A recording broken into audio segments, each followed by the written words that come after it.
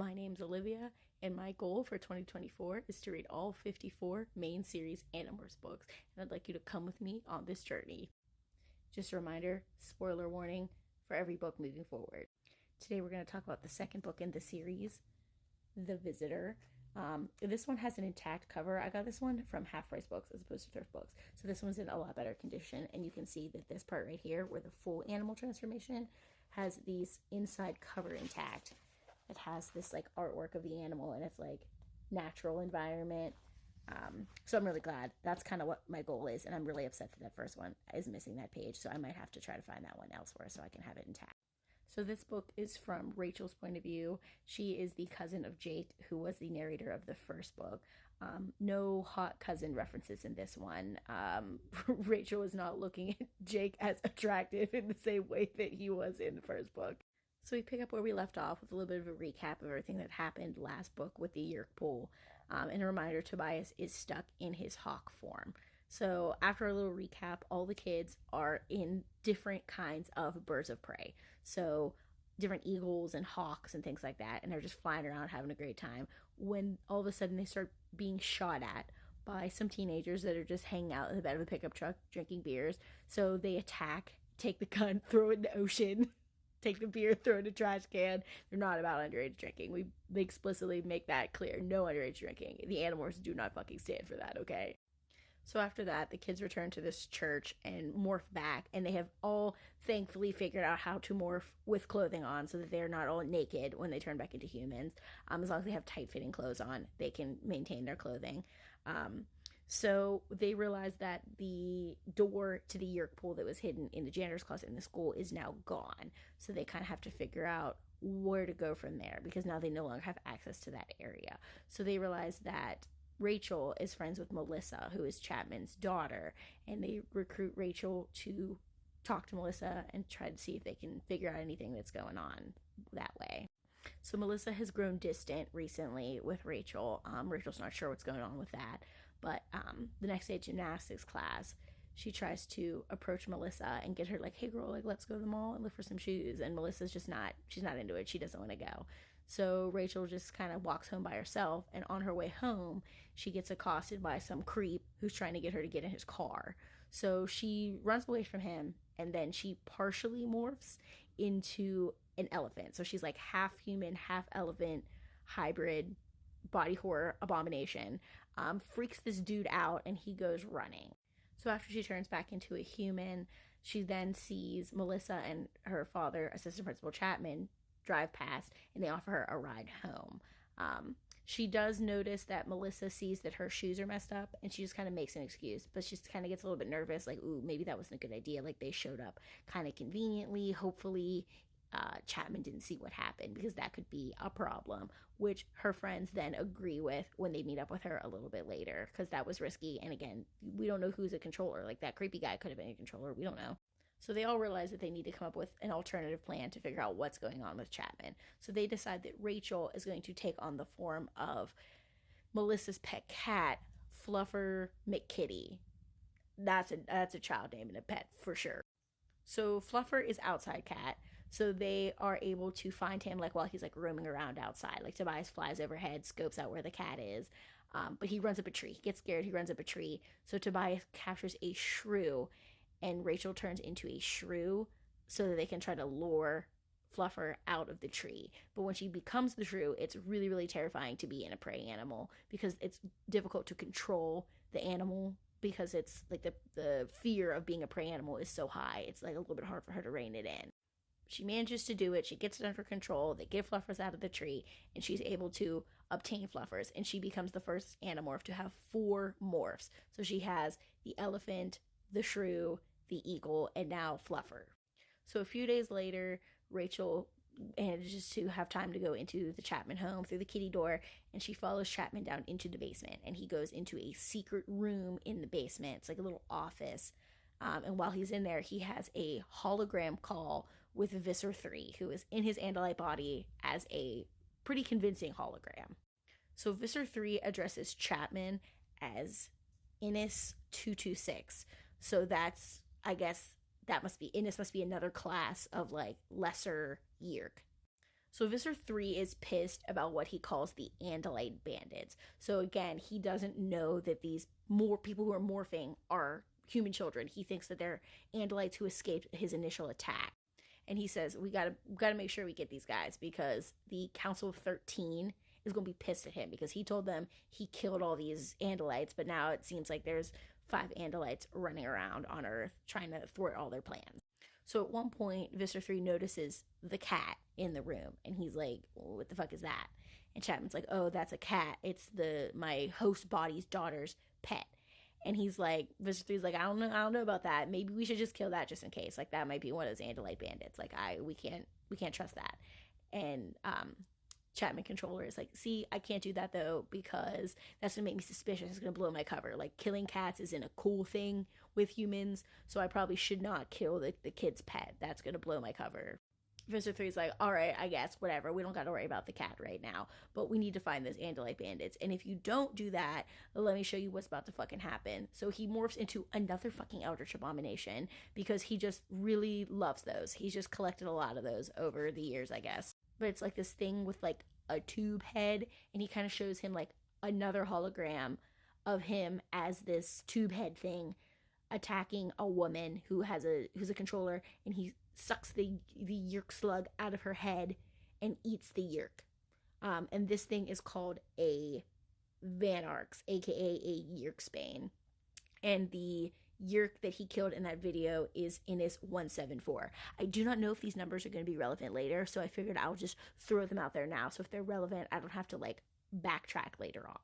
So Chapman comes out of his meeting, and he meets Mrs. Chapman on the way, who's also a controller, and neither of them really cares for Visser 3. He's like, they're like, idiot dickhead boss. They're like, oh, this fucking moron. Like, I hope things go wrong for him because he sucks ass.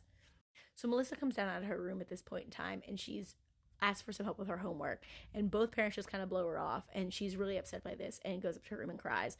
And Rachel, in kitty form, goes up to comfort her, and Rachel comes to this like truly heartbreaking realization that like, how many other kids does this happen to? Like, how many other parents have kind of been taken away from their kids, and the kids don't know what's going on, and they just think that their parents don't love them anymore. So Melissa is thankfully not a controller, but she's very heartbroken by her parents' sudden coldness, and Rachel vows to like, this is more ammunition for me to fight against these slugs. So Rachel decides that we got to go in here again and try it again. And she did not tell the others that Visser 3 wanted to have her killed. She doesn't say that part. So they all show up outside the house, and Jake isn't there. Marco says that he got grounded for an unknown reason. So before she goes in, Cassie just kind of like pats her on the head and kind of lingers for a second, and Rachel's like, oh, that was weird, but whatever. So she goes back down to the basement, back into the room, and she's like, all right, I gotta stay hidden so he doesn't see me go in here, because that'll obviously be sus.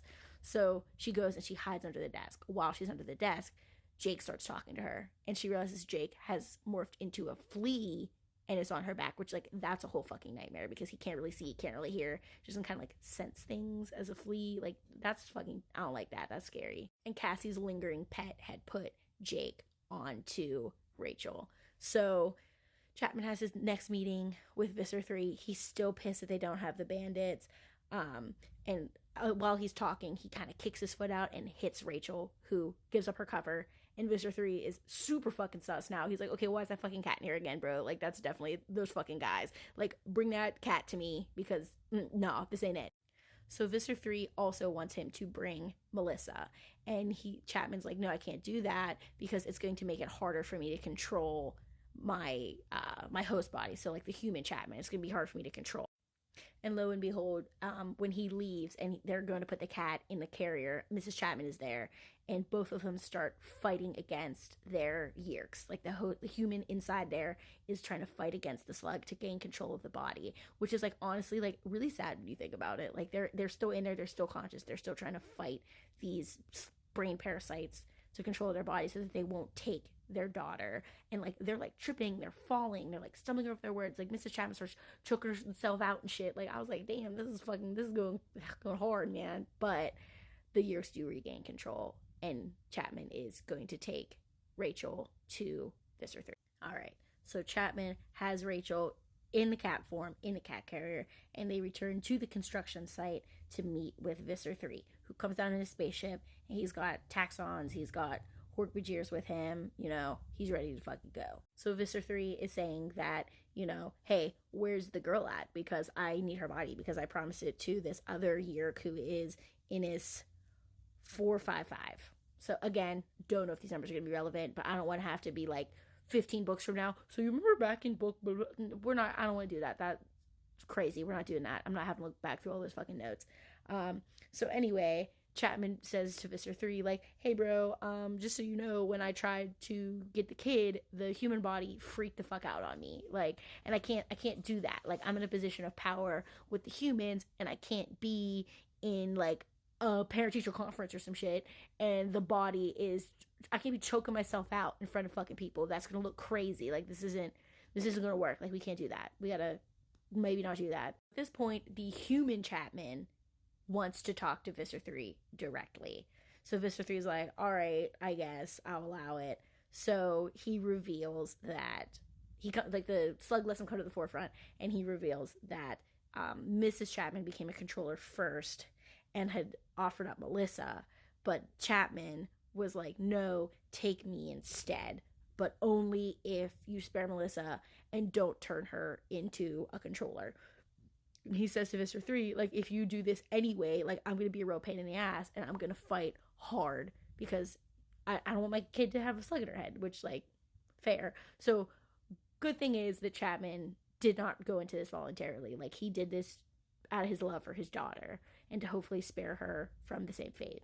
Visser 3 isn't impressed. He's like, I really don't fucking care. Like, I'm going to do what I do, so, bro. So Rachel's getting super fucking nervous right now, because that 2-hour mark is approaching, and if we remember, we can't be in a morph for more than 2 hours, or we are stuck in the morph. Also, she's worried about Jake, because Jake has also been in this flea morph, and like, being stuck as a flea, bro, that would be ass. Like, just squish me at that point. So initially, Rachel thought that Jake had jumped off when they got out of the car, but he then reveals that he is still in flea form and is still hiding on her back. So they get taken onto Visser 3's ship, and once they're on the ship, the others who are in hiding start attacking the ship with the construction equipment, which, like, how do these kids know how to use construction equipment? I don't know. We're not going to worry about that. We're just not going to worry about that. So Jake hops out the cage because he's like, we're getting too close to that time. He does like a double morph. So he turns back into a human real quick, and then he turns into the tiger. And then Rachel is like, okay, well, I got to get out of this cage. So she, like, again does another like half morph, and like, visualizing this is crazy. Like, it's like she turns her little kitty arm into like a little nubby human arm so she can reach out and like unlock the cat carrier, which, like, what the fuck? That, like, picturing that's fucking unhinged. So Rachel, goes back into cat because she doesn't want to reveal that she's a person. So, because like Visser 3 wasn't on the ship, he didn't see Jake turn into the cat, or not into the cat, turn into a human and then turn into the tiger. So they're cat, tiger, they're running off the ship, they're trying to get away. Rachel is like running away. She like tries to go hide in this building, but here comes Mr. 3, and now he's like a giant 20-foot tall rock monster and rips the roof off the building and starts chasing after Rachel. So she's running, she scrambles up the cinder block wall, and she's like, I don't know what else to do. Like, this, I'm gonna have to jump. So and there's all this like rusty scrap metal at the bottom. So she jumps off of the wall towards the scrap metal, but as she's falling, Hawk Tobias swoops down, grabs her, and kind of takes her to safety. And then as she lands, it immediately turns back into a person. So that we just made it by the skin of our fucking teeth. We're not gonna be Fluffer McKitty for the rest of our fucking lives. So like, I was nervous, okay? Like, this whole getting captured by the fucking Visser 3 and all that shit had me fucking nervous, bro. Like, I'm like, this is book 2 in a children's series, and a bitch is sweating. So everybody's safe. We get to the end. We have our little wrap up where Rachel writes this anonymous note and puts it in Melissa's locker, saying that, like, hey, like, trust me, I'm somebody who knows that your father still loves you. I know it seems like he doesn't, but he does. And, like, that was sweet, because, that's still Rachel's girl, okay? Like, so that's the end of book 2, The Visitor. Again, this is pretty good. This is pretty good. And I mean, we're only 2 books in. We've gotten some little glimpses of what probably fucked upness is to come. But like, I'm here for it. Like, it's pretty good. I'm still game. I'm still, 10 toes down for fucking Animorphs. So, thanks for sticking with me in my 2-part videos. Again, I apologize. I hate 2-part videos, but like, it is gonna be what it's gonna be. So, stick with me, and thank you for continuing to come on this Animorphs journey with me. And I'll see you next time for book 3.